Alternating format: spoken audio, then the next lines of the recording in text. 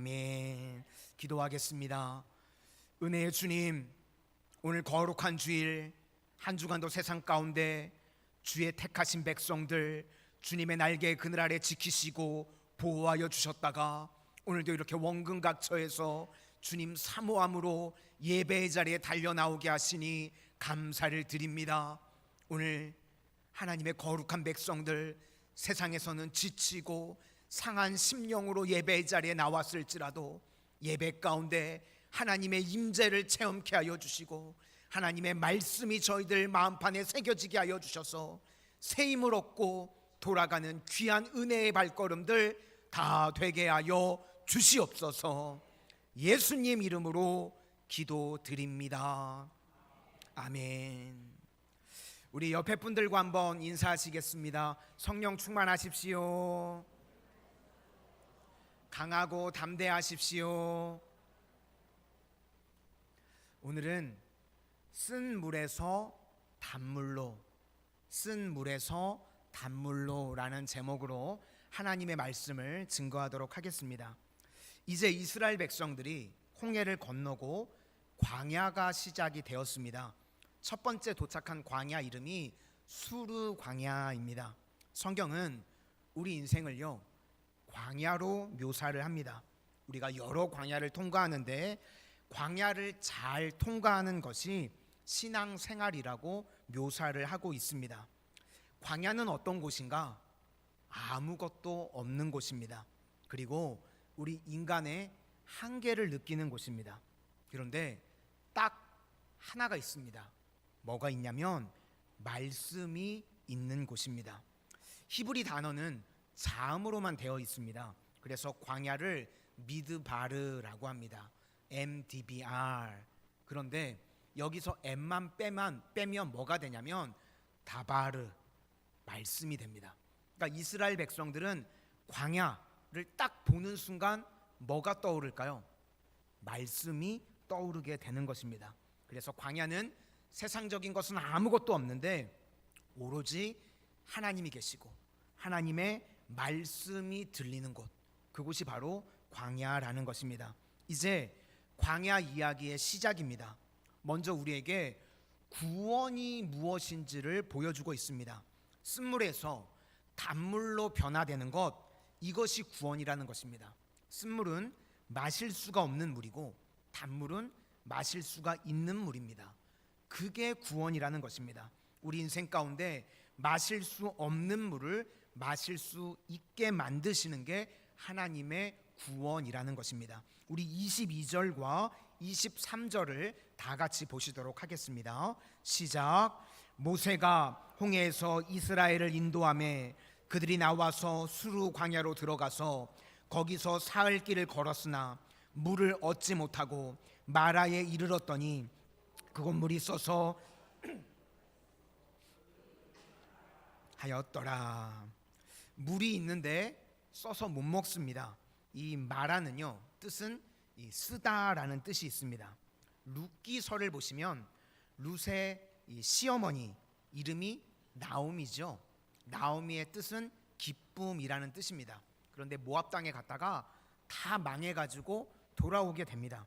베들레헴 사람인데 베들레헴에 아는 사람들이 묻습니다. 어떻게 된 거냐? 그랬더니 룻기서 1장 10절에 나오미가 이렇게 대답을 합니다.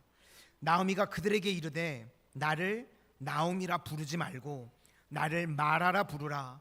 이는 전능자가 나를 심히 괴롭게 하셨음이니라. 그러니까 마라라는 뜻은 괴롭다, 힘들다, 쓰다, 이런 뜻이 있습니다. 그러니까 광야라는 것은요 우리 인생이 괴롭고 쓰다는 것입니다. 살아보시니까 어떠신가요? 쓰지 않으신가요? 그죠? 광야가요 이 만만치가 않습니다. 우리 사람이요 혼자서는 못 삽니다. 대표적인 게 인간 관계죠. 그런데 이 관계가요 쉬우신 분들 계십니까? 관계가 쉽지가 않습니다. 직장에서는 직장 동료들이 있고 학교에서는 우리 친구들, 또 가정에서는 배우자, 자녀들, 어느 것 하나 쉽지가 않습니다. 괴롭고 힘듭니다. 그래서 우리 인생을요 광야 생활이라고 이야기를 합니다. 그래서 광야에서는 반드시 변화가 필요하다는 것입니다. 왜 그런가 하면 괴로움 속에서 더 이상 살 수 없기 때문에 그렇습니다. 너무 힘들어서요, 견디다 못해 쓰러지는 곳, 그곳이 광야라는 것입니다. 그래서 그때 필요한 것이 무엇인가? 구원의 손길이 필요하다는 것입니다. 문제 해결은요, 밖에서부터 와야 됩니다. 우리가 구원은요, 밖에서부터 오는 것입니다. 혼자서 해결할 수가 없습니다. 늪에 빠지면 그렇죠. 늪에 빠지면요, 허우적거리면 허우적거릴수록 더 깊이 들어가게 됩니다. 그래서 늪에서 빠져나올 수 있는 유일한 길은요, 밖에서부터 구원의 밧줄이 던져져야 그걸 붙잡고 나올 수 있습니다. 그것이 바로 구원의 하나님의 손길이라는 것입니다. 그거 아니면 우리가 살 수 없다는 것입니다. 시편 121편 말씀을 보니까 내가 산을 향하여 눈을 들리라. 나의 도움이 어디서 올까? 나의 도움은 천지를 지으신 여호와에게서로다. 우리 인생의 도움은 여호와 하나님밖에 없는 줄로 믿습니다. 그래서 구원이 무엇인가? 늪에 빠져 있는 우리가 인생인데 밖에서부터 하나님의 구원의 손길을 주시는 것, 그것이 바로 구원이라는 것입니다. 오늘도 우리 성도님들 삶 가운데 절망 가운데 있고 또 막막한 분들이 계십니까? 하나님의 구원의 밧줄을 붙들고 빠져나올 수 있는 은총의 시간들이 다 되실 수 있기를 소망합니다. 그래서 변화가 필요하다. 쓴물이 단물 되어야 된다. 그것이 구원이다 라고 말씀하고 있습니다. 오늘도 하나님의 구원을 맛보는 거룩한 백성들 다 되시기를 축원합니다. 그러면 이제 구원의 과정이 우리가 광야 생활인데, 먼저 하나님께서 구원받는 백성들을 만들기 위해서 제일 먼저 변화시키는 훈련이 무엇인가? 관점을 바꾸는 것입니다. 우리의 보는 눈을 바꾸는 일을 하신다는 것입니다. 홍해가 갈라졌죠. 그래서 이스라엘 백성들이요, 너무 기뻐서 찬양이 막 터져 나왔습니다. 여호와가 나의 힘이고 나의 노래고 나의 구원이시다. 그런데 이제 3일이 딱 지났는데 어떤 일이 벌어집니까? 벌써 원망하고 불평합니다. 그래서요, 왜 수요 예배 드리는지 아시겠죠?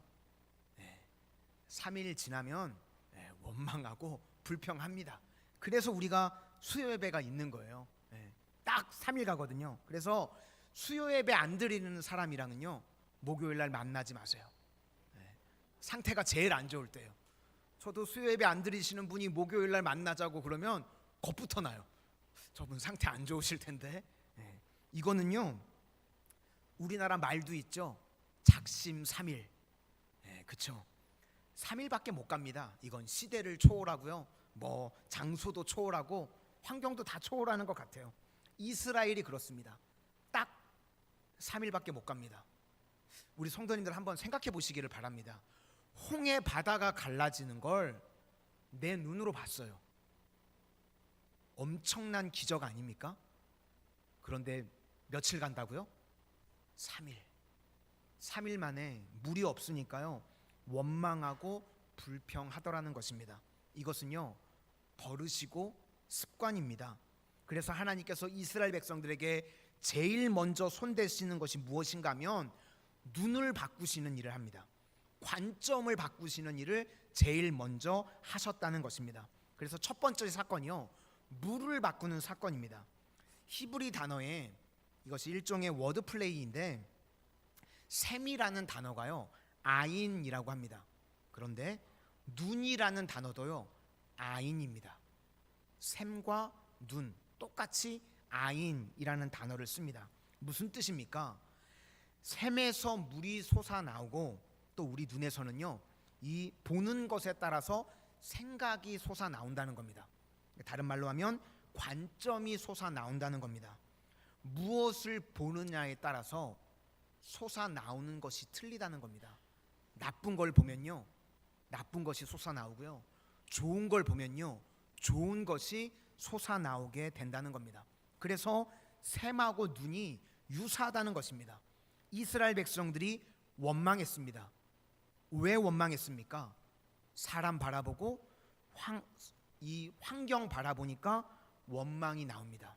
그랬죠. 그런데 모세는 하나님을 바라보니까요, 기도가 터져 나오더라는 것입니다. 그래서 광야 생활에서 첫 번째 훈련하는 것이 무엇인가? 이거는요, 한 번만이 아닙니다.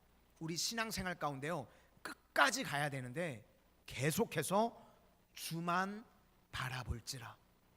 하나님 바라보는 훈련을요, 계속해서 해야 된다는 겁니다. 그래서 관점이 바뀌는 것, 이것이 우리가 광야 생활 가운데 첫 번째로 해야 될 훈련이라는 것입니다. 그래서 어떤 사람이 왜 원망을 하는가? 보는 것 때문에 그렇습니다. 그러면 왜 부르짖는가? 보는 것 때문에 그렇다는 것입니다. 하나님 보면 부르짖어 기도하게 되고요, 사람 보면 원망하고 불평하게 되어 있습니다. 모세가 마라의 쓴물을 지금 만들었나요? 아니죠. 그런데 지금 백성들이 모세를 원망합니다. 왜 이렇게 물이 쓰냐고. 그럼 우리 같으면 당장 이렇게 말할 수 있죠. 아니, 왜 물 얘기를 나한테 하고 그래? 내가 물 세게 했어. 왜 나한테 난리야? 뭐 이렇게 반응할 수 있겠죠. 근데 모세 그러지 않았습니다. 사람이 그렇다는 걸 모세가요 알았습니다. 그래서 백성 안 쳐다보고 모세는 하나님 쳐다봅니다. 그랬더니 부르짖고 기도가 있습니다. 바로 그 차이라는 겁니다. 우리 성도님들 요즘 원망하고 계십니까? 아니면 부르짖고 계십니까? 고민해 보셔야 되나요? 내 삶이 지금 원망하고 계십니까? 아니면 부르짖고 계십니까?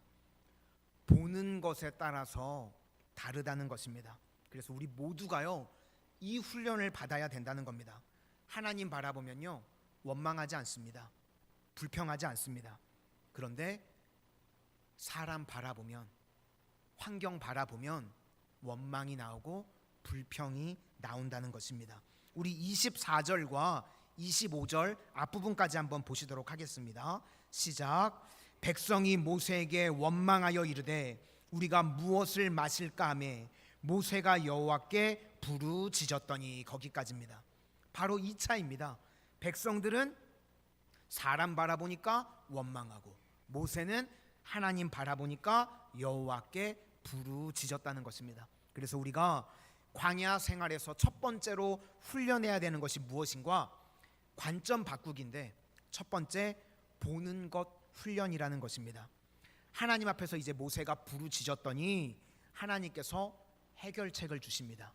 우리 하나님은요, 좋으신 하나님이신 줄로 믿습니다. 우리가 하나님 앞에 물으면요, 하나님은 답을 주십니다. 그래서 기도가 우리 인생에 답을 준다는 것입니다. 답을 알고 기도하는 것 아닙니다. 우리도 마찬가지입니다. 오늘 예배드리는 우리 모든 성도님들, 앞이 막막하고 뭘 해야 될지를 모르겠고, 우리 다 그렇습니다. 그때 우리가 뭘 알아서 기도를 하는 줄 압니다. 내가 알고 하나님 이렇게 해주세요. 그런데 기도 그거 아니라는 겁니다. 그냥 하나님 앞에 기도하는 겁니다. 야고보서 1장 5절 말씀에 누구든지 지혜가 부족하거든 모든 사람에게 후히 주시고 꾸짖지 아니하시는 하나님께 구하라. 그리하면 주시리라. 지혜가 무엇입니까? 일처리 능력입니다. 해결 방법을 우리가 모르죠. 우리는 지혜가 없습니다. 그러니까 구하는 겁니다. 하나님, 지혜를 주십시오. 나는 이걸 어떻게 해결해야 될지 도무지 모르겠습니다. 기도하면 하나님께서 해결해 주시고 답을 주신다는 것입니다. 지금 모세도요, 뭐 알고 구한 거 아닙니다. 믿고 구한 것입니다. 그랬더니 하나님께서 해결 방법을 주시는데, 그게 바로 그 쓴 물에 나무를 던지라라는 겁니다. 그래서 25절 상반절을 보니까 모세가 여호와께 부르짖었더니 여호와께서 그에게 한 나무를 가르치시니 그가 물에 던지니 물이 달게 되었더라. 우리 신약 백성은 이 나무가 무엇을 상징하는지 다 알죠? 십자가를 상징하는 것입니다. 우리 인생의 많은 문제들 예수님이 답입니다. 십자가가 해결책이라는 것입니다. 이건 성경에요, 도처에 나옵니다. 요한계시록 22장에 보시면 예수님께서 생명나무다 이렇게 표현하십니다. 예수님이 우리 삶에요 모든 것들을 공급해 주신다는 겁니다. 또 에스겔서 47장 말씀을 보시면 성전에서 물이 나오는 유명한 구절이 있죠. 처음에는 발목, 그 다음엔 무릎, 그 다음에 허리, 그 다음에 헤엄을 칠 정도, 그 다음에 보니까 강 좌우에 죽었던 나무들을 다 살린답니다. 그러면서 마지막에 뭐라고 나오냐면 그 잎사귀는 약 재료가 되리라. 무슨 뜻입니까? 다 살린다는 겁니다. 예수님께서 우리 인생에요 해답이 되어 주신다는 것입니다. 우리 가운데 죽어가고 시들어가고 힘없는 자들이 있습니까? 그러면 예수님께 나오실 수 있기를 바랍니다. 예수님께서 우리의 모든 것들을요 해결해 주시고 살려 주신다는 것입니다. 우리 인생에 반드시 해결해야 될 문제가 세 가지가 있습니다. 첫 번째, 죄의 문제. 예수님의 십자가 앞에 나아가면 우리의 죄를 씻어 주시는 줄로 믿습니다. 두 번째, 죽음의 문제. 우리는요 십자가 붙들고 나가면 죽어도 사는 줄로 믿습니다. 우리에겐 영생이 있습니다. 절대로 지옥에 안 간다는 것입니다. 그리고 세 번째, 심판. 누구든지 나 하나님 앞에 심판대 앞에 서게 되는데, 근데 그 심판을 어떻게 통과할 수 있습니까? 예수님의 십자가를 믿고 의지하면 통과하게 된다는 것입니다.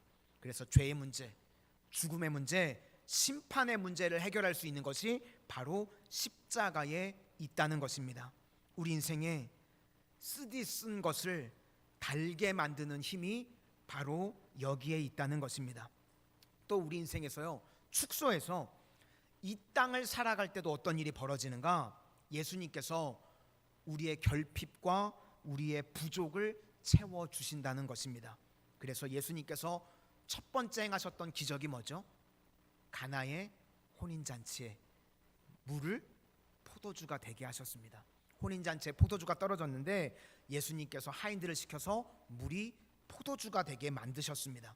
그러니까 예수님께서요 우리 인생의 결핍, 부족한 것들을 채워줄 수 있는 해답이 되어 주신다는 것입니다. 그러니까 우리 인생 가운데 우리 모든 성도님들 주만 바라보실 수 있기를 축원합니다. 그러면 이 땅에서의 결핍의 문제, 그리고 우리의 죄의 문제, 죽음의 문제, 심판의 모든 문제 예수님께서 능히 해결해 주시는 줄로 믿습니다. 예수님이 우리의 쓴 인생을 달게 만드실 수 있는 분이라는 것입니다. 이 십자가 붙들고 승리하는 모든 성도님들이 다 되시기를 축원합니다. 두 번째, 관점 바꾸기는 이제 한 번 승리하는 것으로 끝나는 것이 아니라 말씀 순종을 통해서 이걸 시스템으로 만들라는 겁니다. 그래서 내 삶에서도 계속해서 승리할 수 있도록 이게 시스템이 되어야 되고, 그리고 우리 공동체도요 이런 시스템을 만들어야 된다는 것입니다.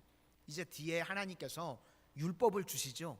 그런데 율법을 주시기 이전에 이 율법의 요약판, 그걸 법도와 율례라고 그랬습니다. 법도와 율례가 무엇인가? 말씀입니다. 그래서 말씀에 순종하면 우리 삶 전체가 시스템화돼서 늘 승리하는 종이 될 수 있다. 그걸 보여주고 있습니다.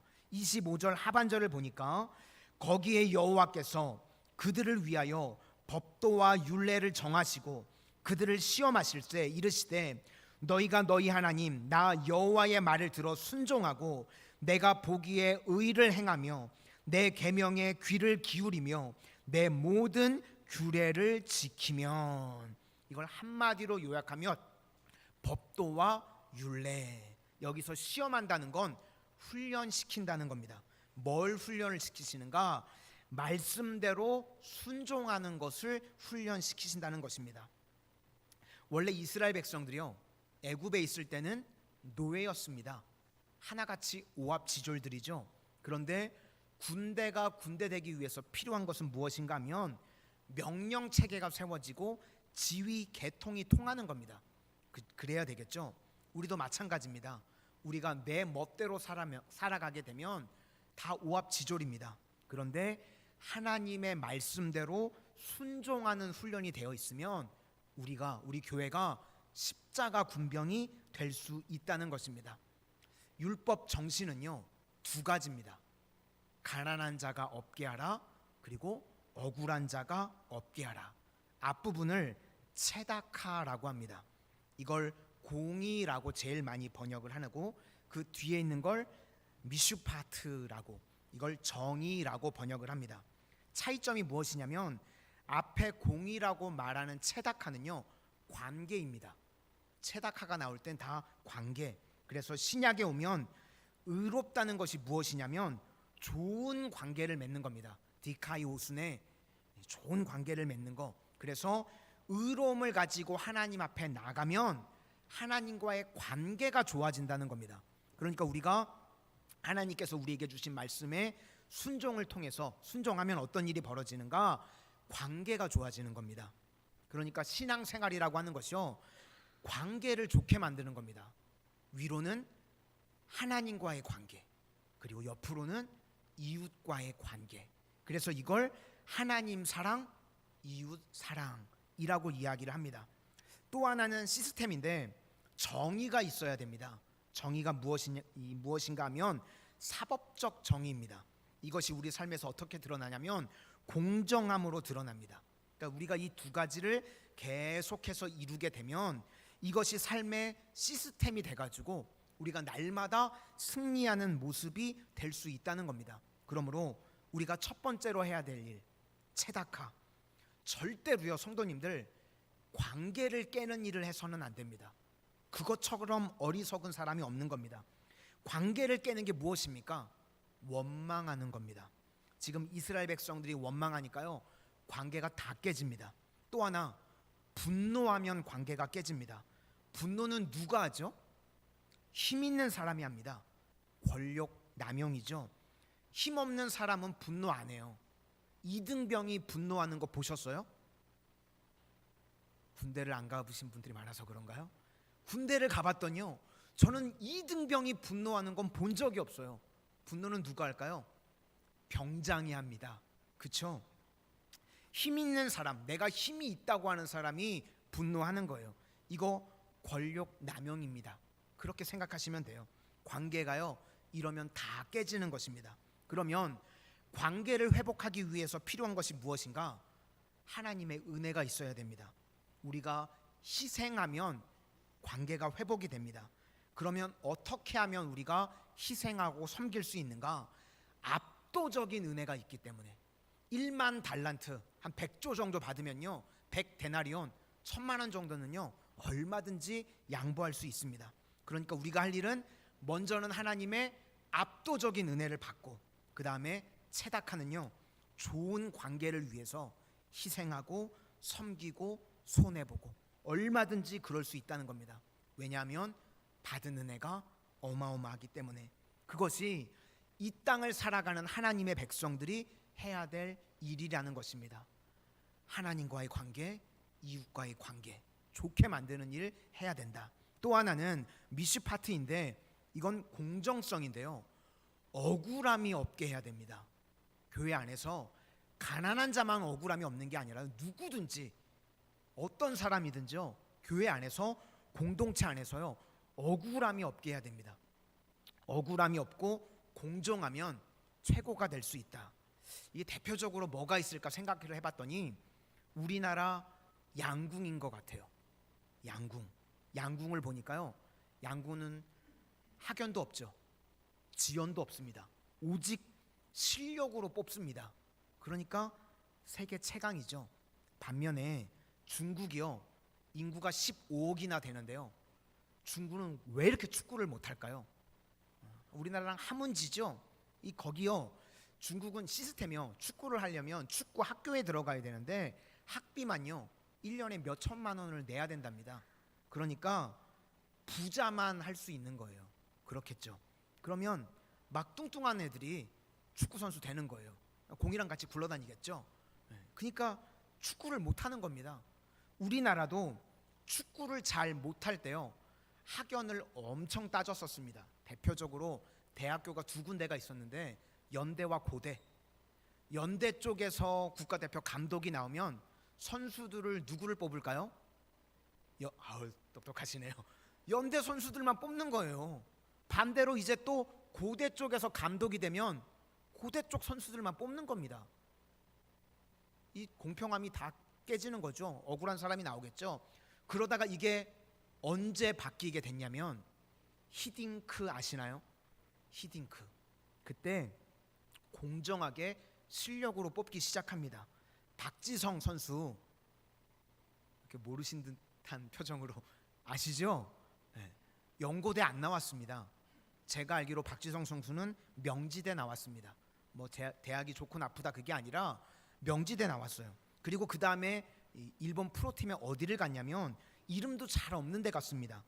퍼플 상가. 저는 종로에 있는 세운 상가는 알거든요. 거기 좀 자주 다녔었는데 저는 퍼플 상가는 잘 몰라요. 근데 잘 뛴다고 그러니까요. 거기서 데려오는 겁니다. 공정함으로 뽑으니까요. 최고의 팀이 됐었습니다. 그러면 또 그러다가 언제 슬럼프가 오게 될까요? 공정함이 깨지면. 그러면 또 내리막길 걷는 겁니다. 하나님께서요. 우리에게 시스템을 만든다는 것이 무엇인가? 공정해지는 겁니다. 그래서 교회 안에요. 누구든지 억울한 사람이 없게 만들어야 되는 거예요. 이것이 율례와 법도라는 것입니다. 이렇게 율례와 법도를 가지고 시스템을 만들게 되면 모든 상황 가운데 이제 이기는 자가 될 수 있다는 겁니다. 그래서 이스라엘 백성들이요. 이것을 계속해서 훈련을 하는 겁니다. 체다카와 미슈파트, 공의와 정의. 앞부분에서 강조하는 것은 관계. 우리 성도님들 절대로요. 관계 깨시면 안 돼요. 하나님께서 내게 주신 모든 시간, 물질, 에너지 그거 가지고 뭘 하는 거냐면요. 관계 세우는 일, 관계 좋게 만드는 일 하는 겁니다. 또 하나가 내게 가지고 있는 모든 것을 동원해서 뭘 해야 되냐면 공정해지는 겁니다. 억울함이 사라지게 만드는 것. 그것이 하나님의 백성들이 해야 될 일이라는 것입니다. 저는 우리 교회에 이렇게 공의와 정의가 세워지는 이런 시스템으로 세워질 수 있는 아름다운 마산 성은 공동체가 되기를 소망합니다. 마지막 세 번째로 관점 바꾸기가 무엇인가 하면 치료입니다. 여기 하나님께서요. 본인의 성품을 표현하십니다. 나는 치료하는 하나님이다. 여호와 라파. 그런데 치료는요. 우리가 병이 들었다가 원 상태로 그냥 돌아오는 게 아니라는 것입니다. 치료하는 과정을 통해서 변화와 성장을 원하신다는 것입니다. 하나님께서 하나님의 백성들을 왜 병들게 만드십니까?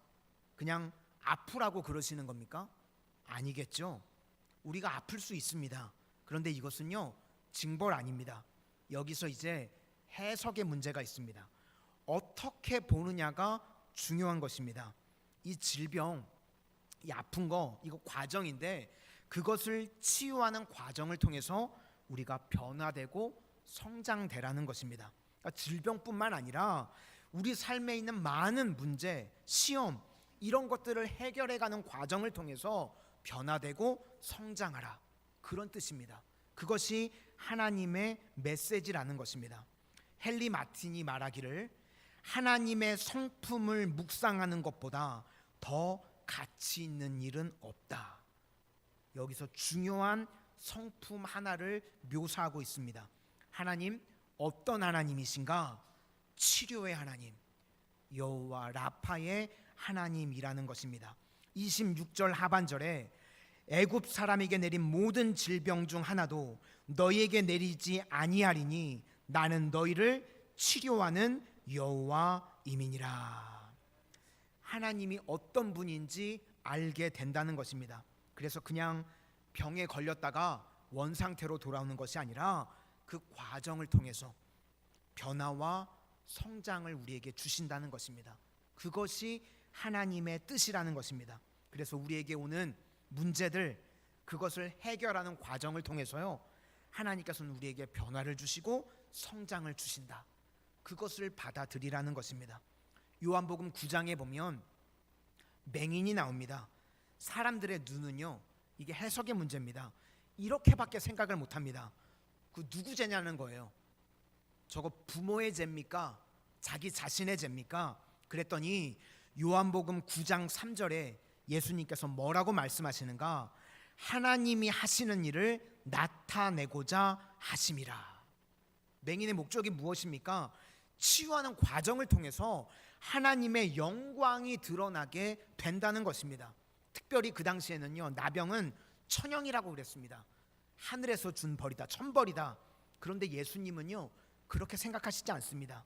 나병을 고치는 것을 통해서 전도와 선교의 계기로 삼으시는 것입니다. 그러므로 우리 인생도 마찬가지입니다.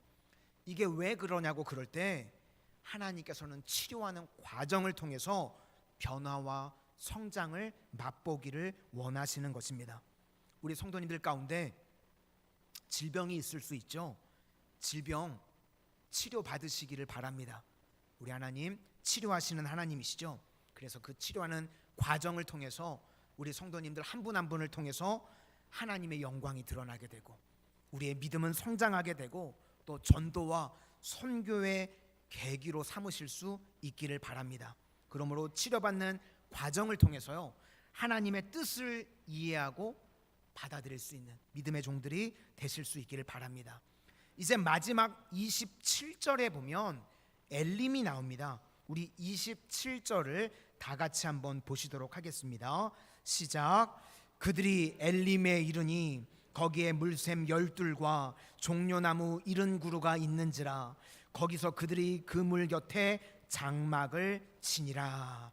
엘림에 갔더니 오아시스가 12개나 있고 종려나무가 70그루나 있었답니다. 그러니까 최고의 쉴 수 있는 장소를 허락하셨다는 것입니다. 지금 마라에서 엘림까지 거리가요 11km라고 합니다. 그러면 걸어서 반나절이면 충분히 갈 수 있는 거리죠. 지금 이스라엘 백성들이 마라입니다. 마라에서 막 물이 없고 쓰고 그래서 그때 원망했죠. 그런데 그때 원망하지 않고 계속해서 하나님 찬송하면서 여호와는 나의 힘이시고 나의 노래시고 나의 구원이십니다. 믿고 그냥 쭉 갔으면 마라의 원망은 없습니다. 그랬겠죠. 쓴물은 마실 것도 없습니다. 조금만 더 갔으면요 엘림이 기다리고 있다는 것입니다. 그런데 지금 이들이 뭘 못한 거죠? 인내하는 걸 못하고요 원망부터 합니다. 불평부터 합니다. 오늘도 우리 성도님들의 삶 가운데 어려운 일이 있으십니까? 마라와 같이 쓰디쓰고 힘든 인생이십니까? 그러면 주님 바라보고 그냥 쭉 가실 수 있기를 바랍니다. 곧 우리 인생에요 엘림이 있습니다. 그런데 우리는요 엘림은 쳐다도 안 보고요 맨날 마라 마라 그러고 있습니다. 그러니까 그런 거 쳐다보지 마라. 그래서 마라예요. 이거 하지 말 걸 그랬네. 쳐다보지 마라. 그래서 말한 줄로 믿습니다. 우리에게는요 하나님 예비하신 엘림이 있는 줄로 믿습니다. 로마서 5장 3절과 4절 말씀에 다만 이뿐 아니라 우리가 환난 중에도 즐거워하나니. 미쳐서 환난 중에 즐거워하는 겁니까? 더위 먹어서 환난 중에 즐거워하는 겁니까? 아니죠. 이는 환난은 인내를, 인내는 연단을, 연단은 소망을 이루는 줄 알미로다. 우리 하나님께서요 대책이 없으시겠습니까? 하나님께서 모든 좋은 것들을 예비해 놓으신 줄로 믿습니다. 그런데 우리는 전진할 생각은 안 하고요 그냥 앉아가지고 모여가지고 수군거리고 원망하고 불평하니까요 다 깨지게 된다는 것입니다. 오늘 우리 성도님들 삶 가운데 인내와 기다림이 있기를 소망합니다. 흔들리지 마십시오. 곧 마라가 옵니다. 그거 붙들고 최종 승리할 수 있는 믿음의 백성들이 다 되시기를 주의 이름으로 축원합니다.